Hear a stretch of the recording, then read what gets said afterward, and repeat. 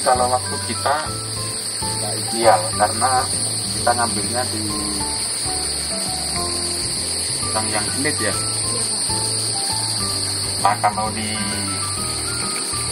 kegiatan eksplorasi ya kira-kira sungainya selebar ini. Tapi nanti kalian ukur catchment area atau basinnya di atas berapa luas. Tapi sungai ini sebenarnya ke atas tidak jauh, nggak sampai 2 kilo udah habis ini. Jadi kalau kalian mengambil stream sedimen dengan catchment area sekitar 5 km persegi, kira-kira lebarnya seperti ini sungainya.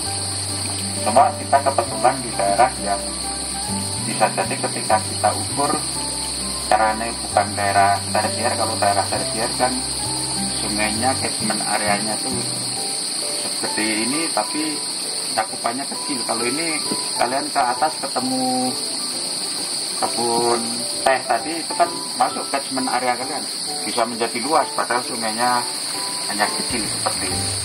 Sampai di objek ataupun lokasi yang akan kita coba untuk lakukan pengambilan contoh geokimia permukaan, ya.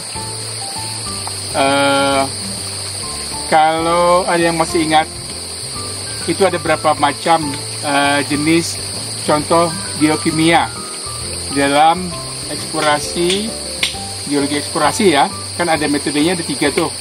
Metode geologi langsung, metode geokimia, dan geofisik. Nah, yang Pak Sabtoto ini eksplorasi geokimia. Ada yang masih ingat berapa jenis contoh atau sampel yang harus kita ambil atau biasanya kita ambil dan kapan kita ambil? Apa aja sampelnya, jenisnya? Tadi Pak Sabtoto sudah singgung.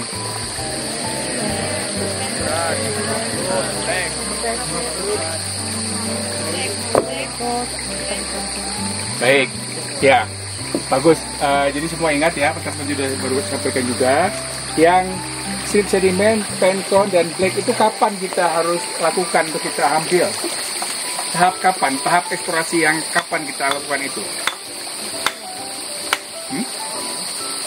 Kapan?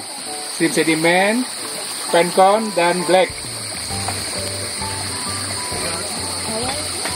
Ya, Ajeng bilang awal ya. Jadi yang awal sekali ya. Biasanya di dalam tahapan reconnaissance ataupun survei tinjau, kita lakukan itu karena dianggap kita belum punya informasi ataupun knowledge tentang kondisi geokimia dan geologi daerah tersebut. Jadi maksud dari stripset dan pencon juga black, kita ingin mengetahui kondisi geokimia ya dari daerah yang akan kita eksplorasi. Nah, sungai ini biasanya ada menuju ke sungai besar. Kita mengambil biasanya di tempat di cabangnya. Tapi ini untuk praktek kita tidak persis di cabangnya. Kalau kita ke bawah nanti ya ketemu cabang-cabang yang lain. Di bawah nanti kita ikuti terus akan ketemu cabang dari kiri kanan. Nah, hari ini kita pertama mengambil ketika di sungai ini mengambil 3 jenis, minimal 3 sampel SS MES 80. Nanti kalian pakai kantong plastik yang kira-kira bisa memuat 2 ons, kemudian mendulang. Jadi masing-masing punya 1 sampel. Mendulang kira-kira dapat 1 sendok teh lah. Kalau kakak tingkat dulu dapat sekitar 1 sendok makan. Nah, kalau di sungai kecil ini nggak tahu nanti 1 sendok teh sulit atau enggak, karena konsentrat sulit kita dapatkan. Tapi kalau daerah vulkanik ini biasanya konsentrat sudah kita dapatkan. Yang pertama SS. Jadi ada kantong plastik yang kalian harus sebelum dipakai itu harus dikasih nomor. Apa tadi? PT, SS, Nah, sesuai kelompoknya. Kalau satu, kalau dua. Jadi kita sekarang ini sedang melakukan eksplorasi mineral, ya. Eksplorasi mineral, mineralnya logam, logamnya apa? Emas, ya.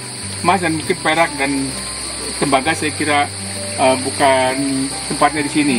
Ya, jadi itu sebentar. Yang pertama akan kita lakukan adalah pengambilan contoh sedimen sungai atau stream sedimen dengan berapa tadi mesnya? Ayakannya? Pakai minus ya, minus 80. Artinya yang lolos 80 mes satuannya. Ya, tapi nanti untuk black ada yang lebih besar lagi, itu kurang lebih atau kurang dari 22 mm atau 10 mes, ya. Dan selain itu juga kita akan dulang. Nah, dulang ini maksudnya itu apa kalau dulang kita? Ambil konsentratnya supaya kita cepat tahu apa?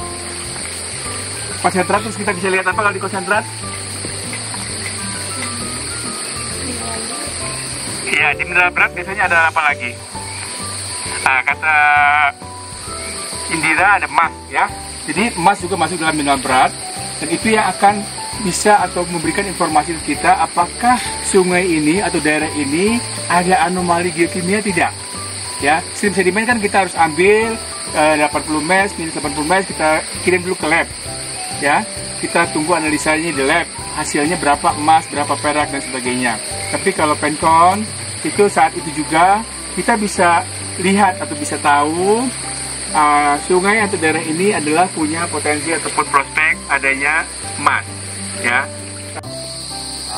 Terkait dengan penginderaan jauh kan sebetulnya kita melakukan kita akan mencoba menginterpretasi daerah ini zona kembaranya. Kalau sekarang itu mobil merupakan kan detailnya, ya.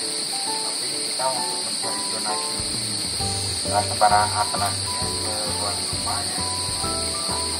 Kita akan coba mengambil ya detailnya dengan teknologi tapi ya kalau untuk interpretasi harus sama-sama nah sebetulnya kalau eksplorasi awalnya sih ada indikasi atau pemetaan karena kondisi barang-barang tapi itu sebelum dan penelitian yang tahu dulu zonasinya yang mana saja awal dari ibaratnya karena